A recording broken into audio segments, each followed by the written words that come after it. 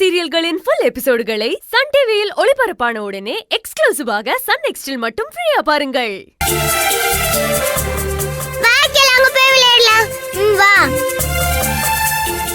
பாத்து அவங்கள பாருங்க, எவ்வளவு சந்தோஷமா விளையாடுறாங்கல்ல. ஆமா வெற்றி, நம்ம வெளியில எங்கேயுமே கூட்டிட்டு போறதில்ல. அதனாலதான் நாம தனியா வந்ததுமே ரொம்ப சந்தோஷமா விளையாடுறாங்க. இப்படி தனியா வந்து இந்த மாதிரி இயற்கையோட இருக்கிறதும் ஒரு சுகம்தான் இல்ல. தனியா வந்திருக்கோம், ஃபேமிலி மாதிரி 4 பேர் வந்திருக்கோம். நம்ம 4 பேர் வந்திருக்கிறதே மனசுக்கு ரொம்ப சந்தோஷமா இருக்கு. எங்கேயாவது சும்மா வெளியில சுத்தி பார்க்கணும்னு தோணுச்சு. அது இவ்வளவு சந்தோஷமா இருக்கணும்னு நான் நினைக்கவே இல்லை. மனசு ரொம்ப லேசான மாதிரி இருக்கு. எப்பயுமே பம்பர மாதிரி சுத்திக்கிட்டே இருந்துட்டு இப்ப எதுவுமே பண்ணாம எதையுமே நினைக்காம அமைதியா இப்படி ஒரு இடத்துல உட்காருவேன்னு நான் நினைக்கவே இல்லை. எப்படி சொல்றது, இது ரொம்ப மனசுக்கு நல்லா இருக்கு வெற்றி.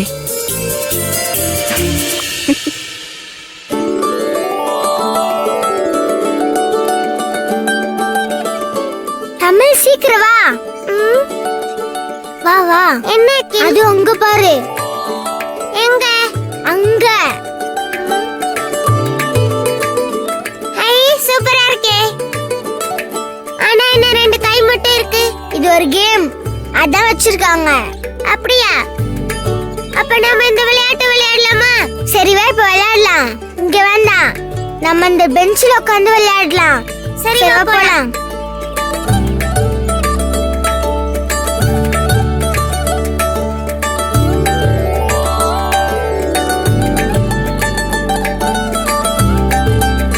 நீங்களும் என்ன மாதிரி கலெக்டர் போஸ்ட் வேண்டாம்னு சொல்லிடுவீங்க போல இருக்கு. என் லட்சியத்தோட ஐக்கியமாயிட போறீங்களா? நான் ஏதோ ஆசையில தான் கலெக்டர் ஆகணும்னு ஆசைப்பட்டு வந்தேன். ஆசைப்பட்ட மாதிரி கஷ்டப்பட்டு கலெக்டர் ஆயிட்டேன். அதோட அருமை நந்தன் பாரதி மேடம் சொல்லும் போதுதான் எனக்கு புரிஞ்சுது. இதுல நான் நிறைய சாதிக்க வேண்டியது இருக்கு வெற்றி. அவங்களுக்கு முன்னாடி நான் எதுவுமே இந்த ஊர்ல பண்ணல வெற்றி. அவங்க எவ்வளவு பண்ணிருக்காங்க தெரியுமா வெற்றி? தன்னோட குடும்பத்தையே இழந்து இப்போ தனியா நிக்கிறாங்க. ஆனாலும் இன்னும் நாட்டுக்கு வேலை செய்யணுங்கிற எண்ணம் துளி கூட மாறவே இல்லை. அதெல்லாம் பார்க்கும்போது ஊருக்கு மட்டும் இல்ல வெற்றி, இந்த நாட்டுக்கே ஏதாவது பண்ணணும் போல இருக்கு. கண்டிப்பா நீங்க பண்ணுவீங்க சுந்தரி. இதே எண்ணத்தோட இருங்க, உங்க நல்ல எண்ணங்கள் ஜெயிக்கும். தேங்க்யூ வெற்றி.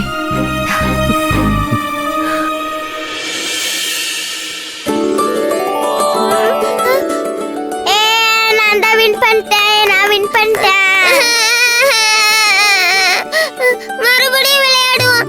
நான் உன்னை ஜெயிக்கிறேன். மறுபடியும் தோத்துருவேன், அப்புறம் அழுதுருவேன். சோ வேணாம். நான் உன்னை ஜெயிக்கணும். நீ ஜெயிக்க மாட்டே. நான் வர மாட்டேன். அம்மா அம்மா. தமிழ், என்னாச்சு? தமிழ் தமிழ் அம்மா தமிழ், என்னாச்சு தமிழ்? என்னாச்சு? எதுக்கு அழற? என்னாச்சு? பூச்சி ஏதாவது கடிச்சிருச்சா? என்னாச்சு தமிழ்? என்னாச்சு? என்னாச்சு தமிழ்? அகில் என்னாச்சு? பலம் காட்டி விளையாட்டுல தோத்துட்டேன்.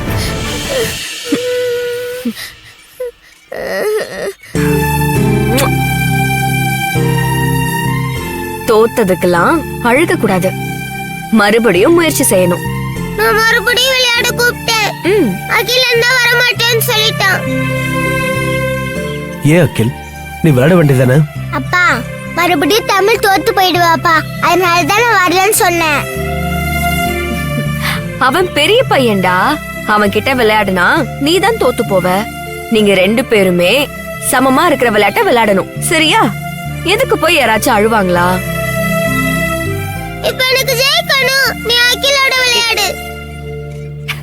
இவன் குழந்தைடா, அவனோட நான் எப்படி விளையாட முடியும்? அப்ப அகில அப்பா கூட விளையாண்டு ஜெயிச்சு காட்டுங்க. யார் வின் பண்றாங்கன்னு பார்க்கலாம். நீங்க 2 பேரும் பெரியவங்க தானே, விளையாடுங்க. நாங்க பெரியவங்க தான், இந்த விளையாட்டு வேண்டாம். இல்ல, விளையாடணும். ம்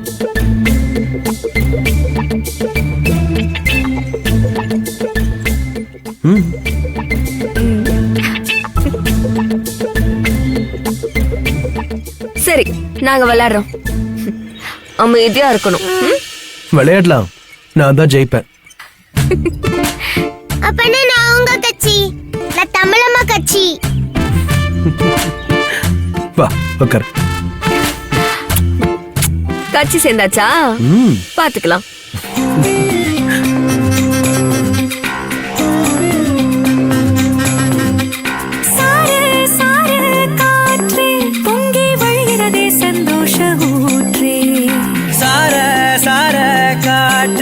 அன்பை பொழிகிறதே ஆனந்த கீற்றே. சடுசடுன்னு கண் ரெண்டும் தேன் தூவ நனைகிறதே நாயுள் ரேகையே.